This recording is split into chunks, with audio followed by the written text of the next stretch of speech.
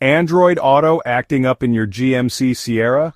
Let's fix it together, step by step. You'll be cruising with your apps in no time. First, let's check the basics. Make sure your phone's Android Auto app is up to date and your GMC Sierra is in park. Now, unplug your phone and restart both your phone and your truck. Sometimes a simple restart does the trick. Next, grab a good quality USB cable.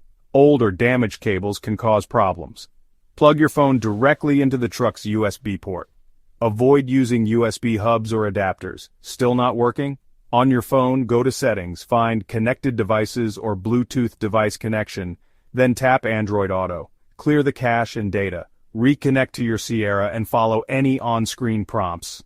If you're using wireless Android Auto, make sure Bluetooth and Wi-Fi are turned on. Delete your truck from your phone's Bluetooth list, then pair it again.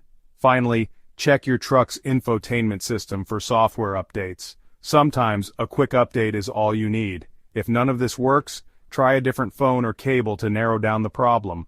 And remember, your local dealer can help if all else fails.